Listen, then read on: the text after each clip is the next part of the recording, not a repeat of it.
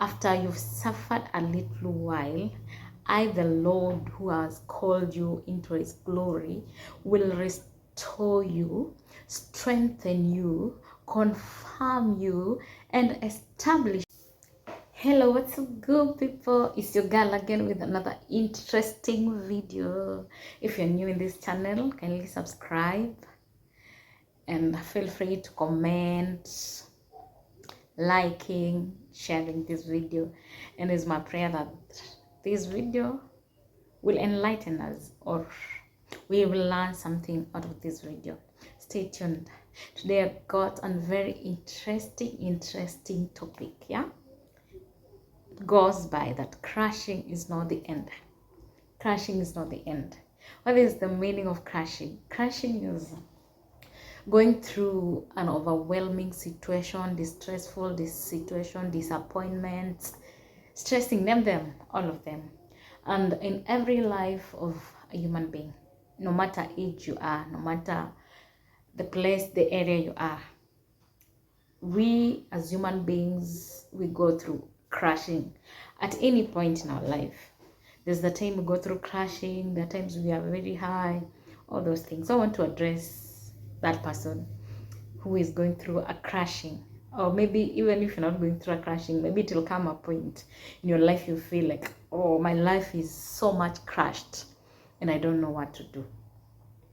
And when you read the book in the Bible, in the book of 1 Peter chapter 5 verse 10, the Bible says that after you've suffered a little while, I, the Lord who has called you into his glory, will restore you, strengthen you, confirm you, and establish you. So I want you to know that crashing is not the destination of your life, or crashing is not just the whole thing, or is your point, is the end thing in your life. Crashing, I want you to know that crashing is just a process.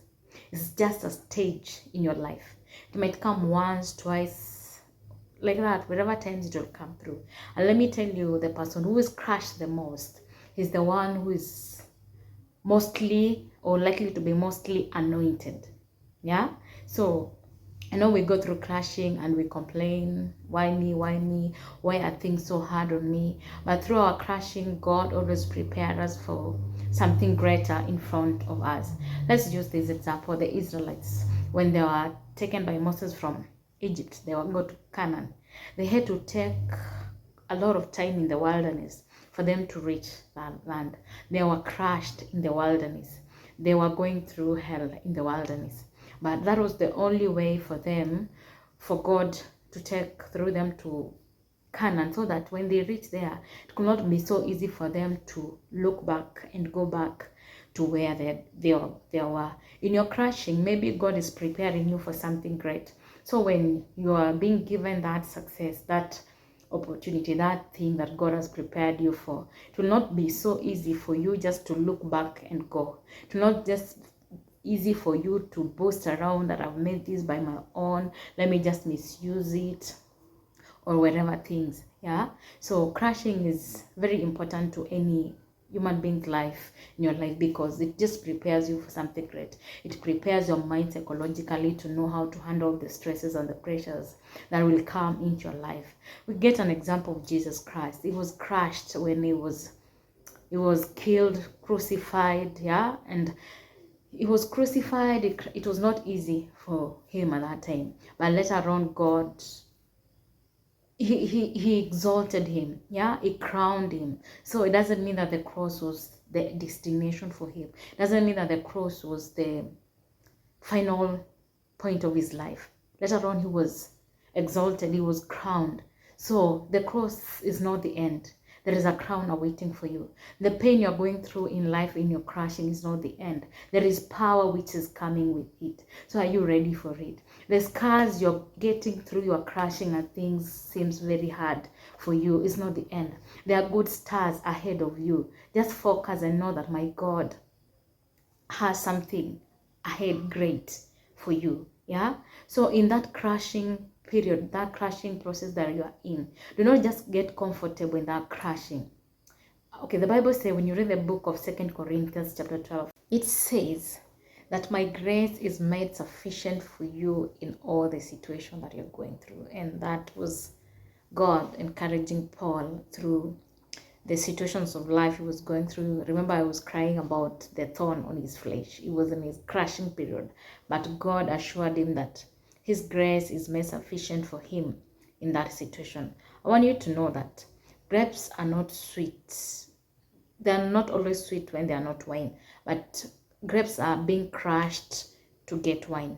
Wine is the sweetest thing we enjoy taking all the time. So, no, you're being just crushed, prepared for something great for you that is ahead of you. Always get encouraged. Let not the crushing make you to bury your dreams, but let it encourage you and give you strength to face all the challenging things ahead of you to pursue your dreams. Go and pursue your dreams, pursue your education, pursue that business which is seeming like sinking.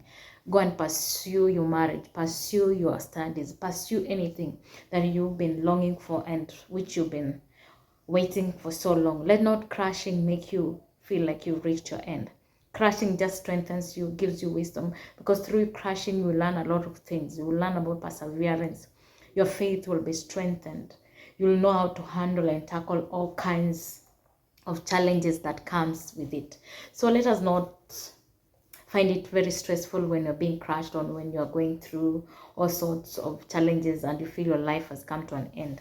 But it's just preparing you for something greater ahead of you. Let us always be positive and know that God is there for us. He will not leave us nor forsake us. Just have a positive mindset. Do not focus on the challenges that are there. Maybe they're just there to diminish you or make you not see what lies ahead of you. You know, the devil is tricky.